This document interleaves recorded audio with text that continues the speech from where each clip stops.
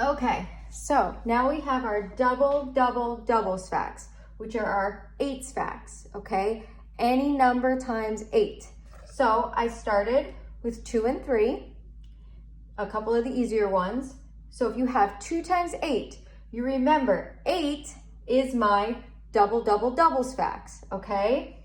So you would break your 8 up into a 4 and a 4, okay? Then you would do 2 times that 4 equals 8, and then 2 times that other 4 also equals 8, and then an 8 plus an 8 is a 16.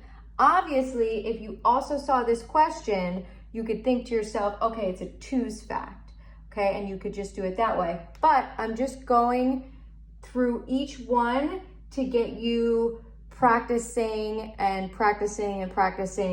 our doubles facts, okay? But it really helps maybe with the bigger numbers. So next one, 3 times 8. Break that 8 up into a 4 and a 4, okay? Then you do 4 times that 3 is 12. Another 4 times that 3 is 12. 12 plus 12 is 24, which means 3 times 8 is 24. Okay, let's try the next one, which would be 4 times 8, okay? If we did it using this, we would break that 8 up into a 4 and a 4, then multiply it by the other number, which happens to also be 4. 4 times 4 we know is 16. Again, 16. We know 16 plus 16 is 32. So 4 times 8 is 32. All right, let's try the next one. 5 times 8. Break that 8 up into a 4 and a 4. 4 times 5, we know is 20. 20 plus 20 is 40. Okay, now they get into the bigger one, the bigger numbers, which I know some of you find a little bit harder. So 6 times your 8. We're gonna break that 8 up into a 4 and a 4. Then we're gonna multiply it by that 6.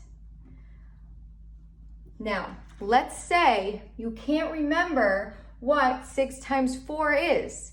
If you needed to, you could break that 4 up into a 2, just like we did with our doubles facts. So if you really couldn't remember it, you could break the 4 up into a 2 and a 2, and do 6 times 2 twice, which this might be a little bit easier. Maybe you know it's 12.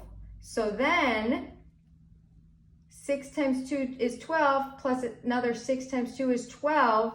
You know 12 plus 12 is 24. So 6 times 4 has to be 24. Same thing over here. Then we have to add these 2 up. 24 plus 24 is 48. Okay, so 6 times 8 is 48. Let's do 7s. Okay, so we have 7 times 8. We're going to break that 8 up into a 4 and a 4 and multiply it by our 7.